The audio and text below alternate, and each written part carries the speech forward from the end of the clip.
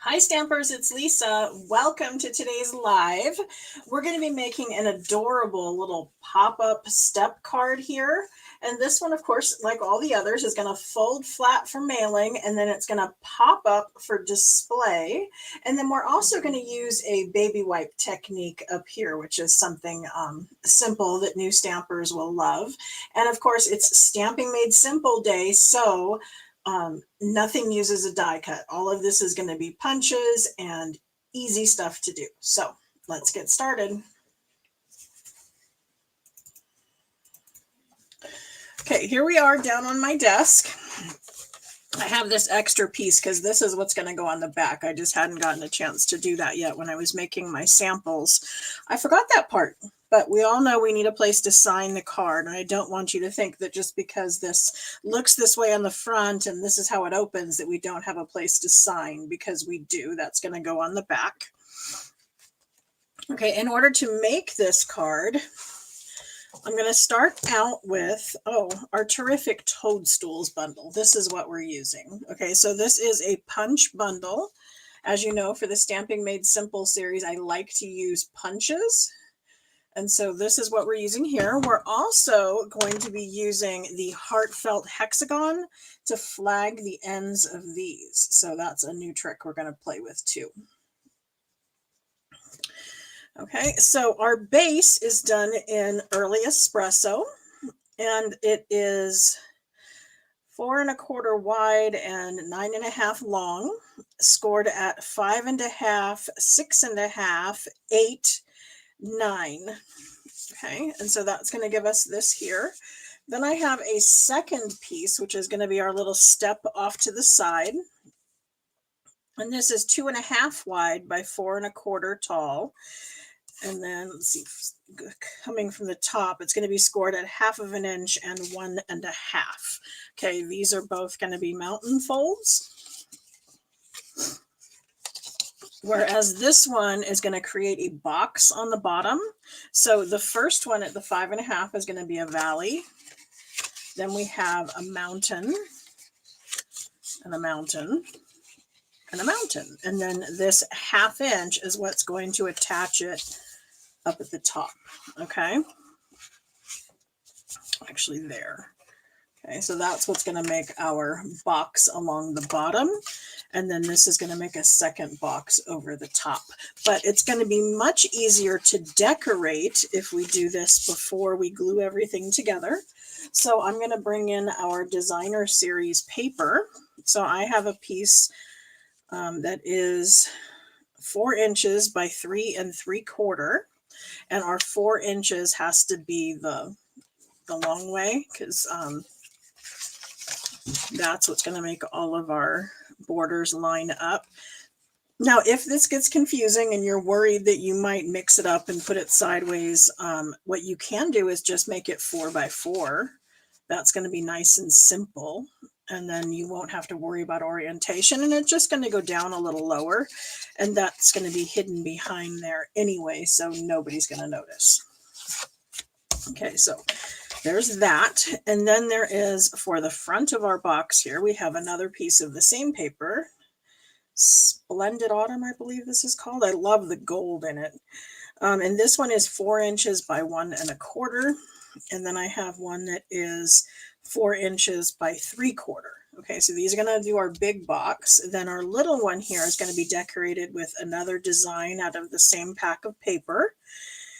And this is 2 1/4 by 2 1/2. And this piece is 2 1/4 by 3/4. And then I wanted to make sure that I'm lining up my stripes. It's one of those silly things that will drive me crazy if I glue it on that way, because my stripes are not going to align. That may not bother you. It drives me bonkers. Okay. If I think about it, this was probably also cut in a line as well. So you can see how that pattern is going to line up as I decorate my card. Not a major deal, but definitely something I pay attention to. Okay, I'm going to put this on with Stampin' Seal because that is my favorite. I like the way it does a nice quick grab, and I don't have to wait much time for it to dry. And I don't ever have it ooze out the side, whereas sometimes I might have that with the liquid glue. Now, everybody has their favorite adhesives, so you don't have to use what I use. But just know that this is really easy to use. There's a little bit of a learning curve to it so that you don't get that stringy stuff off of it. But once you grab that, it's really easy. And if you do have an issue with that, please email me. I'd love to help you work that out because it's just amazing stuff and I don't want somebody frustrated. Okay.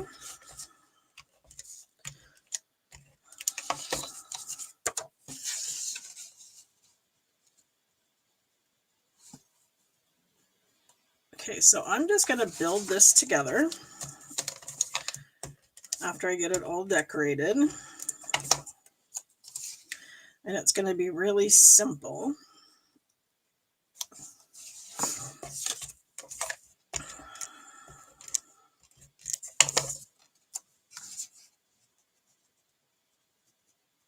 Okay, so now that I have all my designer series paper on, now what I want to do is I want to connect this to the bottom. So I want to fold this on my second score line.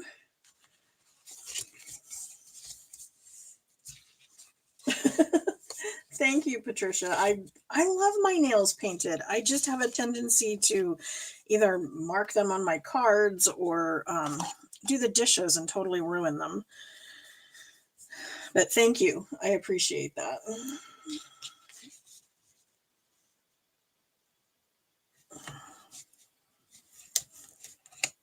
Kat says she's been camping out of town. Oh my goodness. I can't imagine camping. It is freezing here. Just overnight we freeze. It's just ridiculous. We are way past camping weather in Idaho. Okay, so I'm going to use tear and tape because this is a kind of a box and I know it's going to get some movement and I want to be sure that I'm not interfering with that. So that's going to give me the bottom. Now I did it this way so that I know for sure that it's going to fold flat and it's going to adhere in the right spot. Okay, then we're going to do something very similar with this. I'm going to start out adhering the bottom first.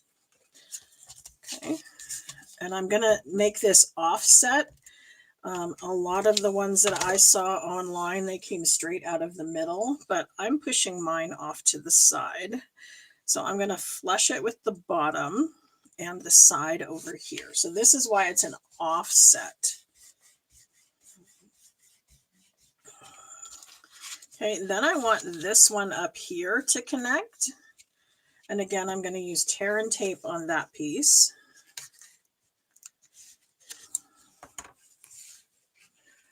Now I have long fingernails and so I'm able to peel this off easily. If you don't and you have trouble with that, the take your pick tool is perfect for just popping the ends of that off. And then I fold that under, again, nice and flat, and then it's going to pop open for display. Okay, now sometimes I have done these and I've put kind of an easel on the back so it stands up even better. So that's an option. I have another video where I did that to one of these. Okay, and then I'm going to do some standard stamping, and then we're also going to do some baby wipe technique. And why don't I do that first so we can get all these little re-inkers off my desk. But I wanted to show you not only the awesome color collection that we're working with. I've got Mossy Meadow, Cajun Craze, Early Espresso, Pecan Pie, Pumpkin Pie, and Crushed Curry. But I'm also showing you that what I did on the top, I took a 1/4 inch hole punch, which is just your standard size that you use for punching binder paper, that kind of thing. And I punched out the color cardstock that I'm using, that this is the ink that coordinates with it. So I have Crushed Curry cardstock on a mini glue dot adhered to the front. So then when I put them in my holder, I can see what the colors are without having to pull each and every one out and read the label. So that's just a little trick that I have for keeping things straight with that. Okay, I want my desk to stay nice and neat, so I'm going to bring in my silicone mat by Stampin' Up. This is great for using adhesives and things that you don't want to stick, but it's also going to protect my desk very well as we use this baby wipe technique. Now I'm going to pull in just a regular old baby wipe, and I keep a pack of these on my desk for cleaning my hands. And they're just the, Target generic plain old baby wipes. You can use whatever you like. You want to, if you start getting little bits of fuzz coming off of them, you may want to check and use a different brand. These have been fairly good for me. And we want it to be wet. Okay, when I first saw the baby wipe technique, nobody mentioned whether it was supposed to be dry or supposed to be wet, but it is wet. And then I'm going to take some of the re-inkers, and I'm just going to drop a few drops randomly around in different spots. Okay, and then I'm going to do that with all 6 of my colors. And this is going to become my ink pad. So this is what I'm going to use, and that's how I'm getting the multiple colors. Okay, and you don't need to use much, and I do suggest if you do this, be ready to make a stack of cards, because this is going to stay wet for a while, and I wouldn't want to use all of this re-inker unless I could make the most of it, if that makes sense. I want to get good use out of it once I've created it. And I'm not paying attention much, but I do usually try to mix up the cool and the warm colors so that the warm colors pop a little bit. I wasn't watching real tight with this, but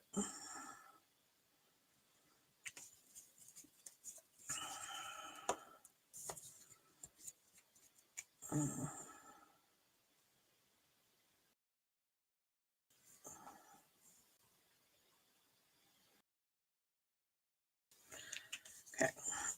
So as I said, this is going to be my ink pad, and it looks really messy, but it's beautiful when you do it with fall leaves.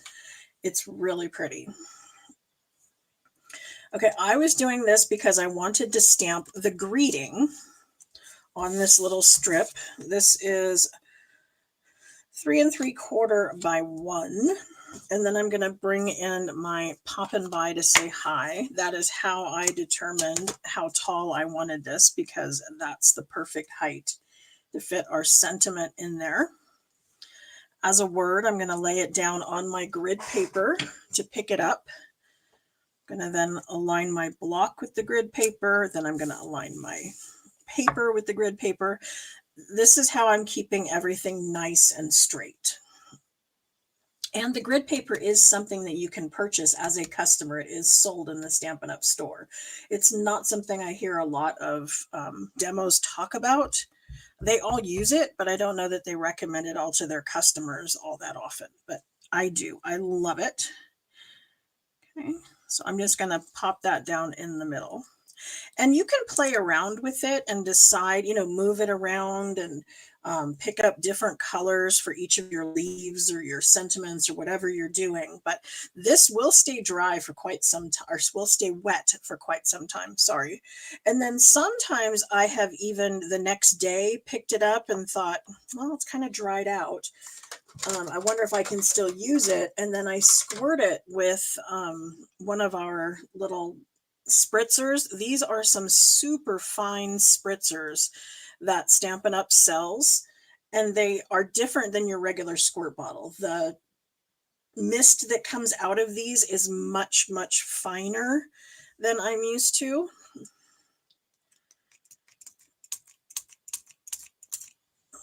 So you can spritz over it and re-wet it a little bit. You don't want to saturate it too much, but it will help. Okay, next thing I want to do is set this aside so I don't stick my elbow in it. Clean off my stamp so it doesn't stain more than it needs to. And then I mentioned we're going to flag the end of that piece using our heartfelt hexagon. So I'm going to push this up to the end here, and I'm going to make them both even. Now they're not going to stay this way, but I want to make sure that my punch is going to match up on both pieces. So then I'm going to feed this through, and I'm going to eyeball it so that my thing is hopefully in the middle. Okay, and then I'm going to punch down. Then I'm going to move this over to the other side, and I'm going to do the same thing. So obviously these started out a quarter, the Cajun Craze was a 1/4 inch wider and a 1/4 inch longer. So it's regular size layers. And then by punching it, it's going to flag the ends. And when I matched them up, it made sure that my little divot matched up on either end. Okay.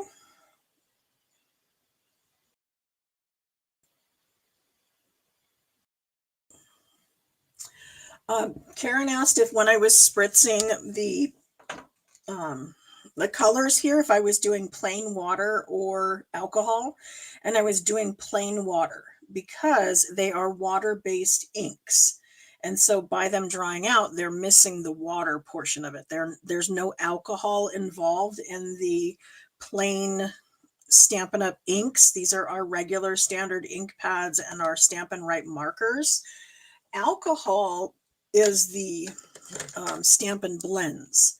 So these are alcohol based. And I have heard people say that they have pulled the tips out and they have added a drop of rubbing alcohol into this when it starts to run dry. And I don't recommend it. I have tried it. I didn't like it. It changed the color. It made it a little bit lighter. Now I will do that if, you know, I'm in a rush, I have something to do, I need the project finished. It doesn't have to color coordinate necessarily. And I have a new one on order.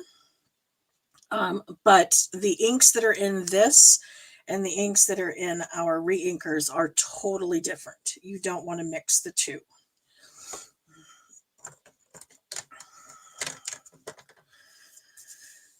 All right.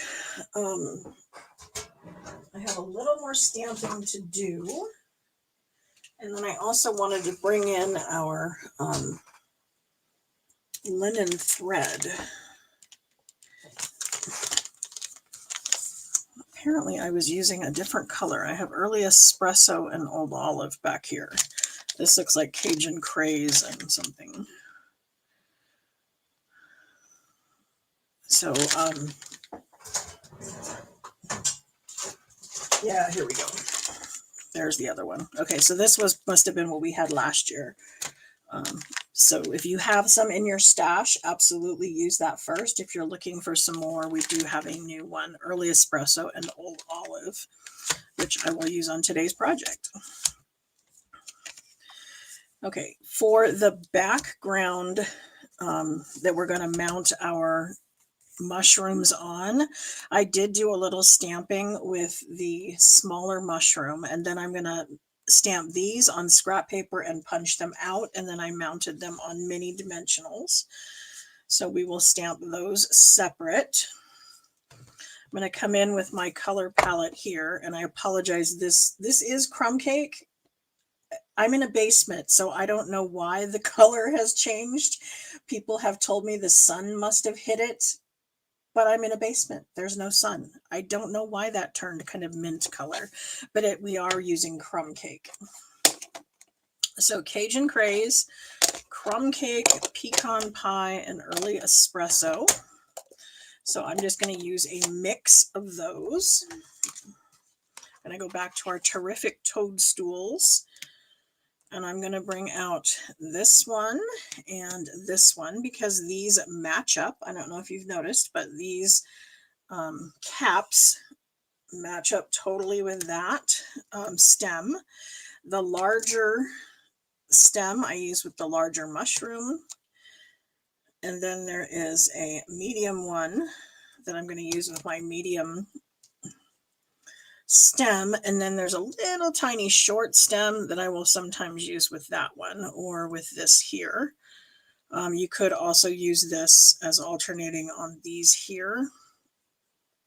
And then this is a little ladybug, which can be really cute. And then, of course, some leaves and a hill, various cute little stuff in there. Okay, let's bring in some blocks. So I'm going to start out with the little stems. And I'm just going kind of random, and I'm stamping a little low and off to the side because my mushroom caps for my other ones are going to cover the top part. So I really just wanted it on the bottom. Okay, so that was early espresso.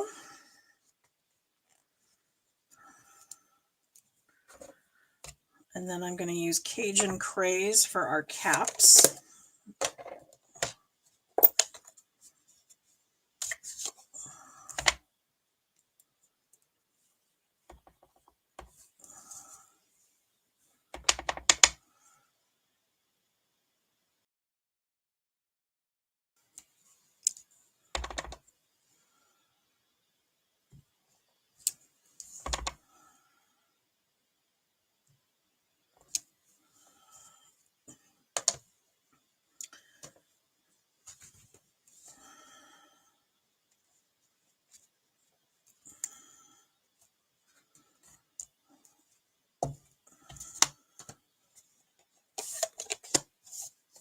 Okay, this stem I'm actually going to need to fussy cut because our punch is going to punch out the two caps and the smaller stem.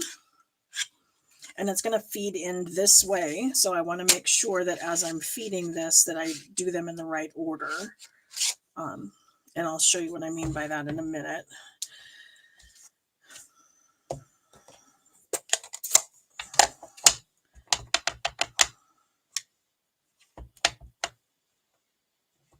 And I'm doing this on very vanilla. I could have done it on white, but I wanted it to be a little more fall-ish. Okay, as I feed this in here, remember, I'm going to feed this way. So I want the big mushroom first, and then this one, and then that one at the bottom. Because I can't punch this out first without punching these out. But I can punch out the top one without doing the bottoms, and then move to that one, and then move to the very bottom. And I may need to use a little handle. I will use a little bit of a Post-it note to hold the paper. Let's see if I'm feeding in that way. I want it like this. And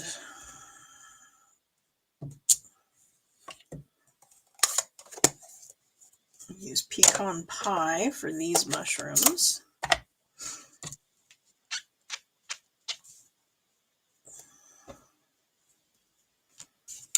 And again, I'm feeding it in this way, so I want it to stamp like that. And these ones don't line up particularly well to do them all at the same time. We do have several other Stampin' Up! Punches that what I would do is punch out, like you could punch out the jar and the little lid on a piece of scrap paper.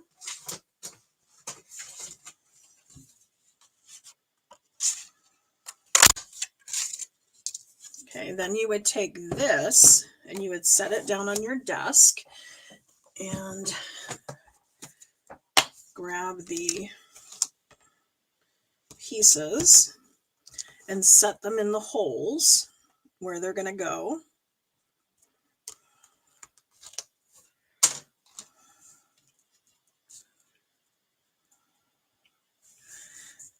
Okay, and then once you have them perfectly aligned, then you pick them up with your block. Then you can turn around and stamp. And that's not going to fit, of course.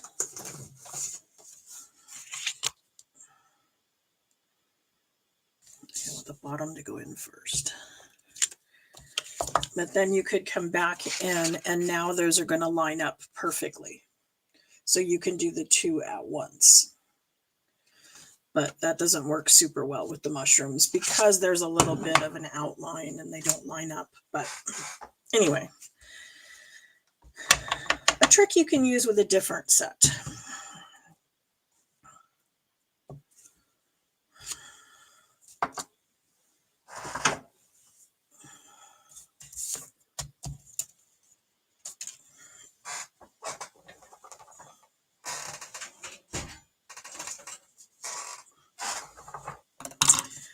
So now I'm going to bring in my punch. And this punch in particular, I really like because it punches inside. It doesn't leave a white ring around the outside. It actually leaves a ring here on our paper. So it allows you to make sure you get the entire mushroom. Okay, then I'm going to load it in and do the next one. And that's where we start getting short. So I'm going to take a piece of Post-it note, and that's going to be my handle. It's just going to make this paper a little bit bigger. So then I can slide this in and align it and punch it out.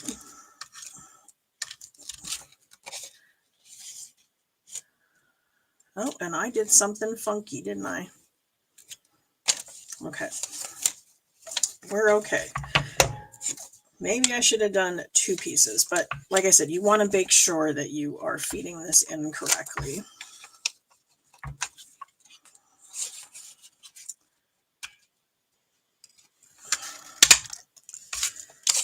Okay, so there is that stem. And then my final one, I'm going to fussy cut. Oops, come on.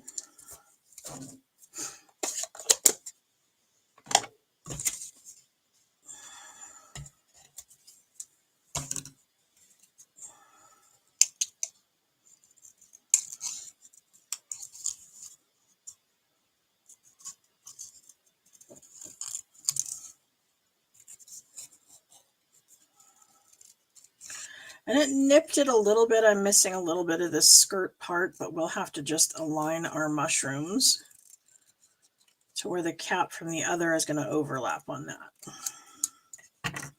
Or something. We will figure out some way to bury that.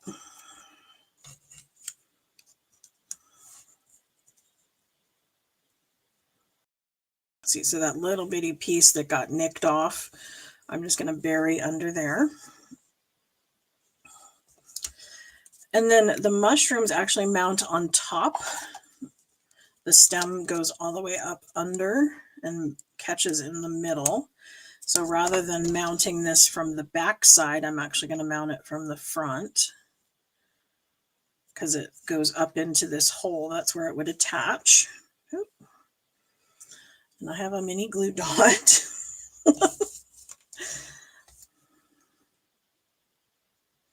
So let's see if I can get it off of there. Huh.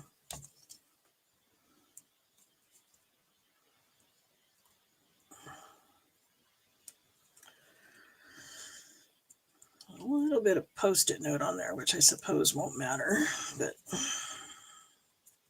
that off. Let's go this way.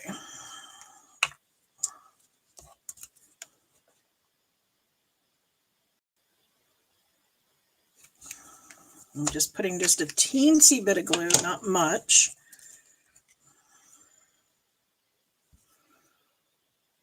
And then I'm going to set this over the top.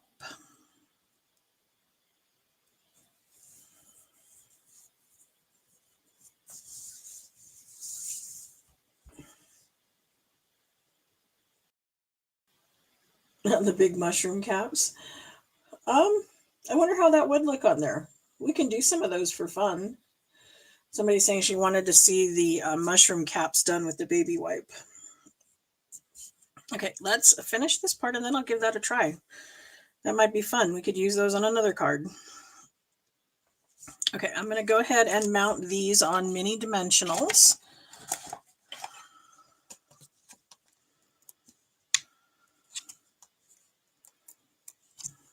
The minis work really well for fitting behind the stem.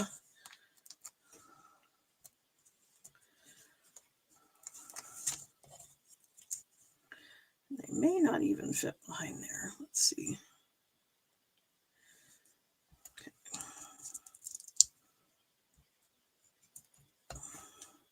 It's kind of borderline whether or not a mini will fit down there. So what I'm going to do is I'm going to take part of my edge here and I'm just going to cut a skinny strip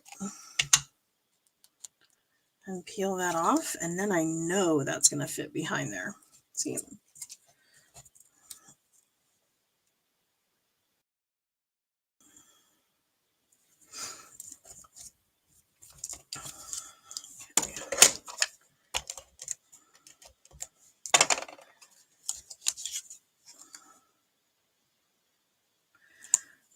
Okay, these were cut out with the punches. So I believe it's a 2-inch circle and then a 2 3/8 inch.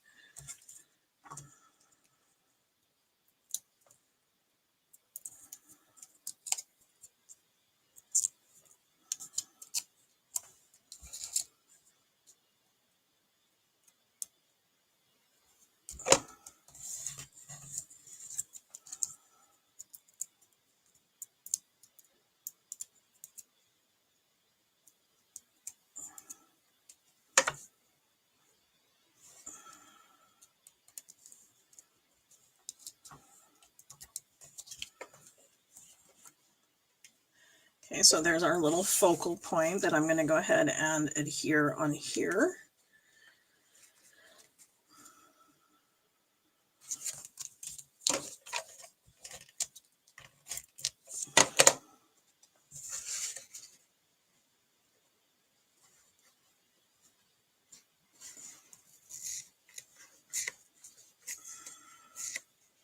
I do need to make sure I didn't put any tape behind here because I don't want to fold it closed and glue my card shut. So make sure there's no adhesive back here. And if you got some there by accident, then you want to dab it with your embossing buddy, which will take that sticky off. Okay, we have our sentiment. And I'm going to do this part flat, and then I'm going to put the dimensionals behind the Cajun Craze because that's going to raise it up off of the card, giving me room to loop the thread behind there and have it not interfere.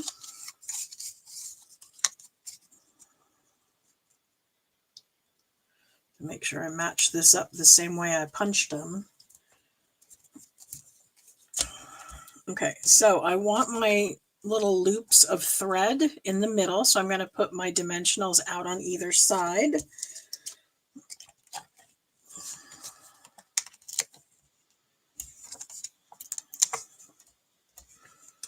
And then as my little anchor for my thread, I'm going to put some just seal adhesive there.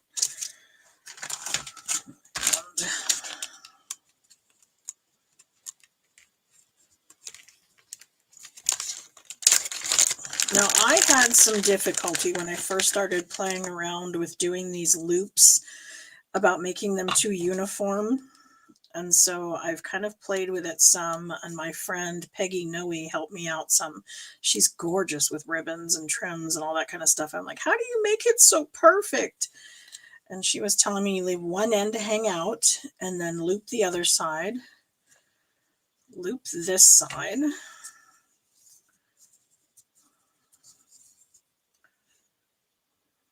Okay, and I'm trying to make it naturally loop, not twist like it was on the base.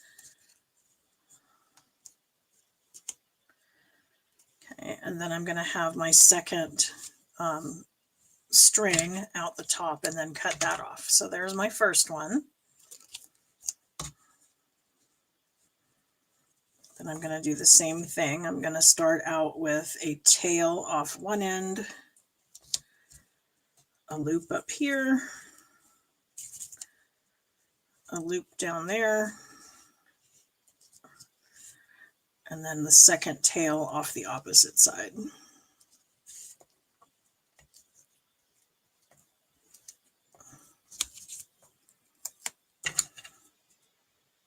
And I just have to make sure I'm not playing around and getting too uniform. I want them to look kind of like they overlap, kind of come at an angle.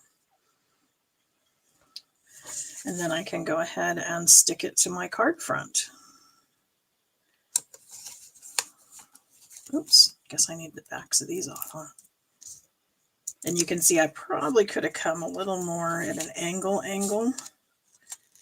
instead of straight up and down.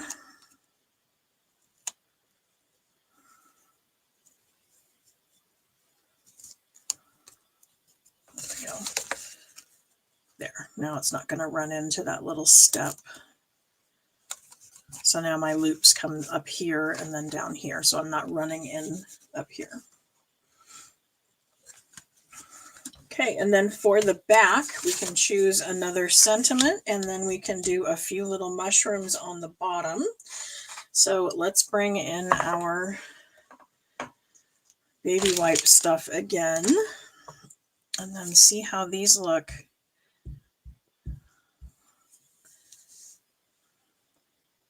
In psychedelic. It's not bad. Okay, then I want the wider base.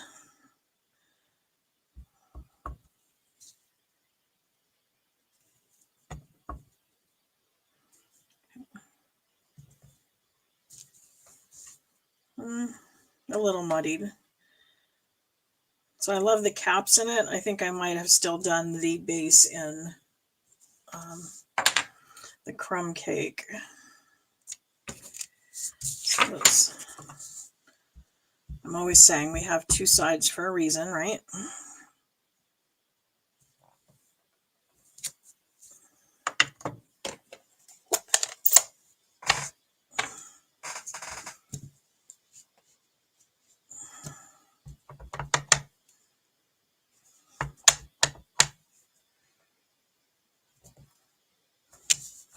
Yeah, I like that better. Okay, and then we have a second one.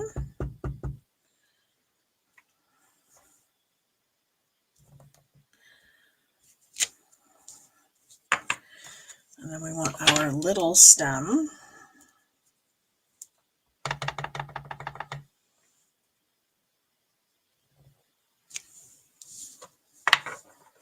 And there we go. Then we could put our, let's see, it said popping by to say hi.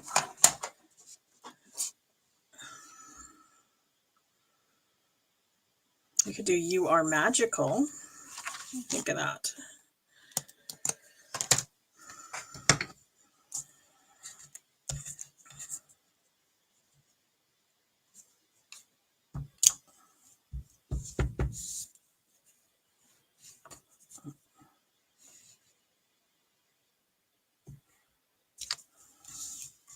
And then I feel a little off balance. So what I'm going to do is I'm going to come in with the little leaves. And I'm just going to put a few in the upper corner. This isn't totally necessary, but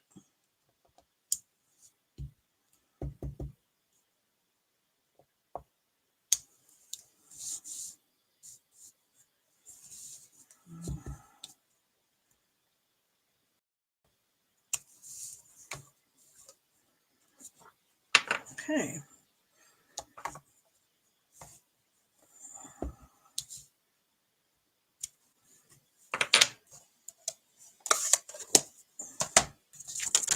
Then we'll just adhere this to the back.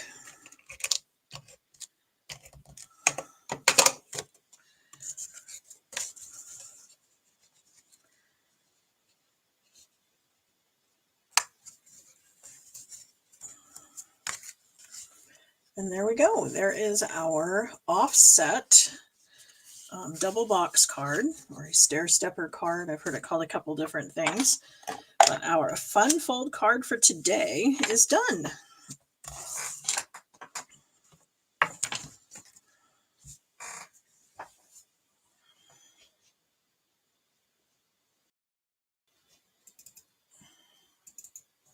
Okay, so I hope you liked today's project and that you give it a try. I'd love to see how yours comes out or what you decided to use this fold with. It doesn't necessarily have to be this designer series paper or this bundle. I'd love to see you do it with something else and share it with me over in the realm of creativity. But thank you for coming, and I will see you back here on Monday for another fun fold card. I have a surprise for you. It's not totally together yet. I need to pick up some little things to go with it, but I know you're going to love Monday's card. And watch for the YouTube announcement, and then you can click the little button to tell you to get reminded about it, and make sure while you're there you subscribe. And we only have 1 day left for you to get $90 in free Stampin' Up! Product. So if you want to get in on that, and have a 20% off discount through at least the end of April, you need to get a hold of me like ASAP, because that's coming to an end, and it's like one of the best deals we've had ever. And there's no commitment. You don't really need to do anything. You can if you'd like, but you don't need to. You can just take your $90 in free product and go on stamping and enjoy yourself. So let me know. Thanks. Bye.